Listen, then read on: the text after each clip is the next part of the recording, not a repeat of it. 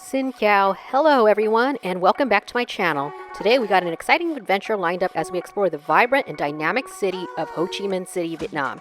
You're in for a treat, so make sure to hit that subscribe button and join us on this incredible journey.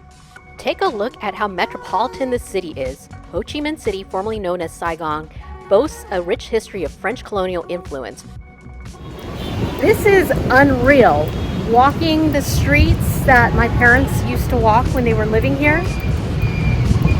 Here we are in the heart of District 1 in Ho Chi Minh City. To think my parents had breathed this air before 1975.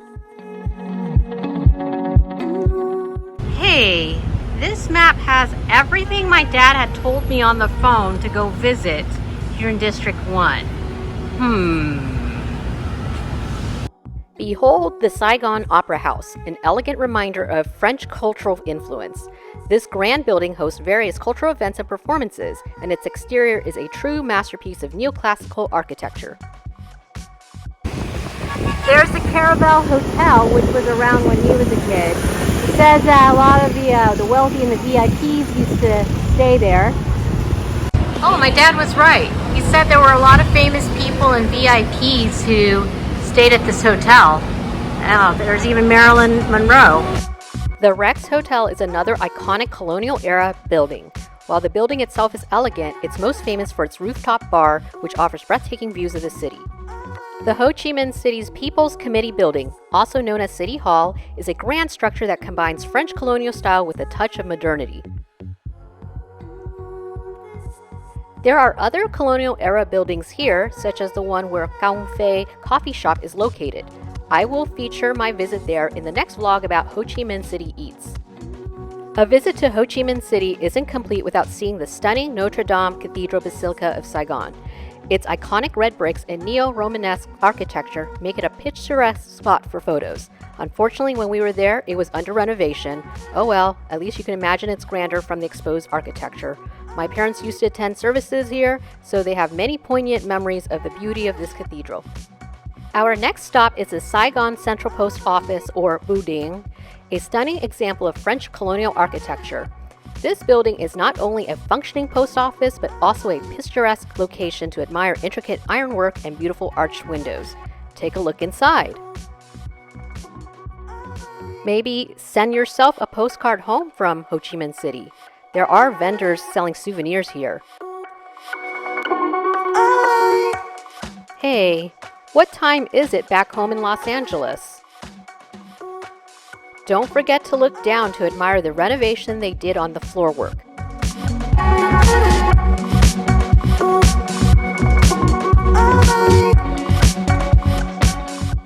Just a block away is Book Street, or Duong Sac. As you guess it, it's a street full of bookstores. And unfortunately, my reading skills in Vietnamese is not all that great, so I don't think I'll be buying any books here unless it's like for a kindergartner or like it's a picture book. So many bookstores here. It's reassuring that Amazon hasn't destroyed this area yet. It looks like there are places here to grab a coffee while enjoying a book. Ah, yes, I can read this. This says why. Why? Tại sao means why. The Reunification Palace, also known as Independence Palace, is the site of the end of the Vietnam War in 1975 when the North Vietnamese Army tank crashed through the gates. Today you can take a tour of the museum inside. I found getting around Ho Chi Minh City to be easy like the other cities in Vietnam by using the Grab app to get a car.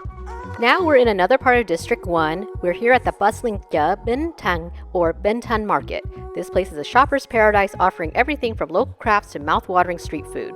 I'm standing in front of Ben Thanh, which is a market that's very popular here, very famous in Ho Chi Minh City, and my parents used to go here. Just be prepared to haggle for the best deals as you walk through. The number of vendors is intimidating. Not only are tourists here to take a look and go souvenir shopping, but locals come here for their everyday shopping. It's hard to sort it all out.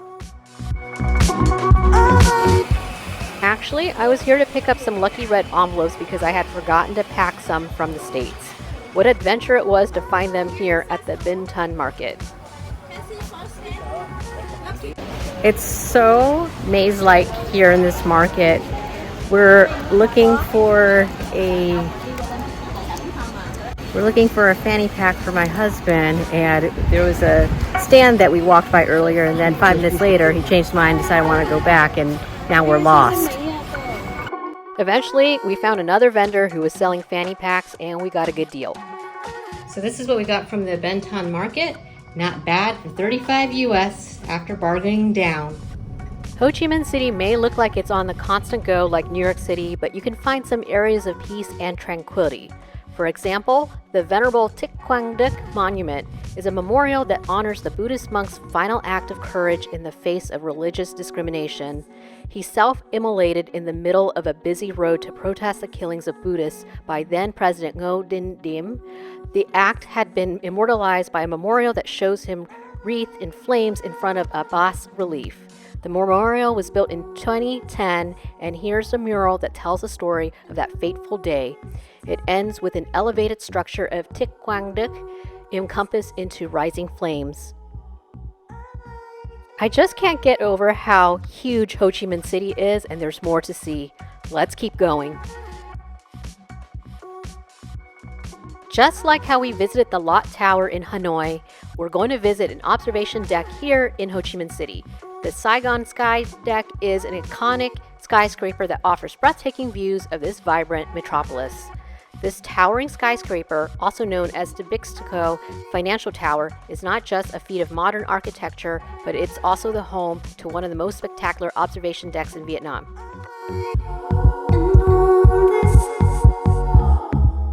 This is how the Bixteco Financial Tower compares to other skyscrapers in the world. From a distance, you can see it resembles a lotus leaf. Meanwhile, let's continue walking around the observation floor on the 49th floor to get the full 360 view. We came here during the daytime, but you can also come here at night to see the city come alive with all the lights.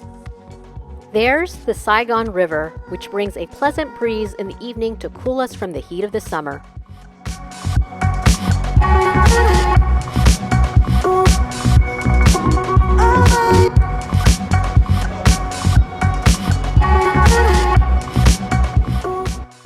There was also an exhibit on the traditional Vietnamese tunic, or áo dài, and how it transformed over the past 200 years.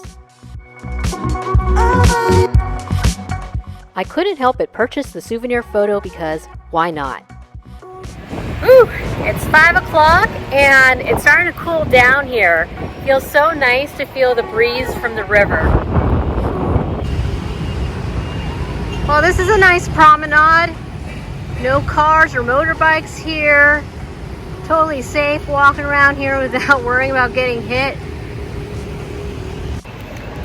Yes, it does feel nice and secure to be walking in the middle of this promenade without having to worry about a motorbike or a car running me over. That's the sky deck that we just came from. For culture, visit the Ho Chi Minh City Fine Arts Museum, a place where history and creativity collide. It's a beautiful colonial-era building that has been transformed into a sanctuary of art. Inside, you'll find a diverse collection of art spanning from historical masterpieces to contemporary works. The chandeliers, elevator, and crown molding all look like they're from the French colonial era. This lacquerware is one of the highlights in this incredible collection of traditional Vietnamese art. This piece is a window into the soul of Vietnam's artistic heritage. See what I mean about the preservation of colonial-era architecture? My favorite part of the museum was the exterior. Walk around the courtyard area and look around. Doesn't it feel like you're in a villa or chateau? Definitely an Insta-worthy photo spot. Moving from fine arts, we will now head to a different kind of museum. The FITO Museum, or the Museum of Traditional Vietnamese Medicine, is a hidden gem in Ho Chi Minh City. As soon as you step inside, you're transported into a world of ancient remedies, herbal medicine, and healing traditions. Even if you've been trained in Western medicine, this museum is still worth a visit because Vietnamese philosophy is heavily entwined with traditional medicine. This museum is not just about showcasing herbs and roots, it's about telling the story of Vietnam's traditional medicine through the ages. You'll see ancient tools, documents, and fascinating artifacts that were used for centuries to treat various ailments. For example, the concept of dosing comes from different sizes of cups to serve the medicine. If you weren't sick, it was equivalent to a shot glass. For those super sick, you got a soup bowl. All Vietnamese people know about coining as a way to feel good when you catch a cold or flu. So many different plants and herbs that go into medicine, including opium, which makes what we know as morphine. In another section of the museum, you'll find an array of ancient medical instruments and equipment. Give medicine making a try. I have to admit, this is a lot harder than me putting in order for medications over a computer ordering system. Step back in time as we explore the recreated Apothecaries workshop. You can witness how traditional medicines were prepared, mixed, and packaged by skilled practitioners. It's a fascinating glimpse into the craftsmanship of traditional healers. At the end of the visit, we had a complimentary serving of tea. We also got to try their peppermint oil, which cleared my sinuses. Wow, it was more potent than any of the essential oils you can get from an MLM, and I regret not buying a vial for myself.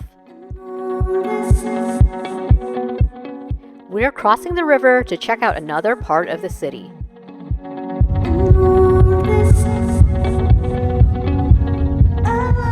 For contemporary artwork, check out the Rehahn Gallery. Rehahn is a French photographer who lives in Hoi An. He specializes in photographing Vietnam and the ethnic minority people in their element. Best of all, his showroom was free to enter and there were plenty of opportunities to order a print to take home.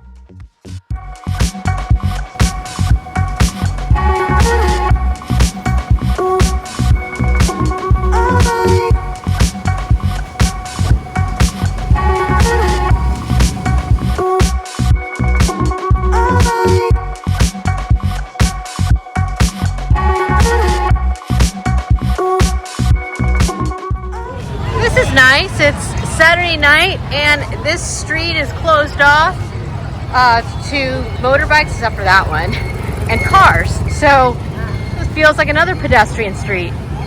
Yeah, look, I'm just walking on this street that earlier today had lots of cars and motorbikes. I appreciate being able to walk around the heart of District 1 at night freely and not have to dodge traffic. Everything seems more magical at night, including the Saigon Opera House. It's a much more pleasant experience tonight.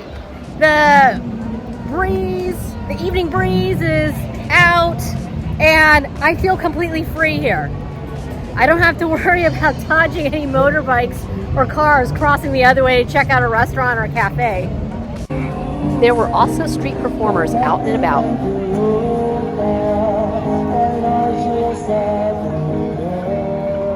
Most of all, I am grateful to have visited my parents' hometown. All I knew about Saigon was through their stories. Never did I imagine I would be here nearly 50 years later since they left the country, walking the same streets they had. There's still plenty more I will cover about Ho Chi Minh City in future episodes, especially when it comes to food. The food scene deserves its own episode. Watch out for those upcoming videos. Our journey through Ho Chi Minh City has been nothing short of incredible. It's a testament to the fusion of cultures that make the city so unique. Don't forget to hit the like button and share your thoughts in the comments below, and of course subscribe for more amazing travel content.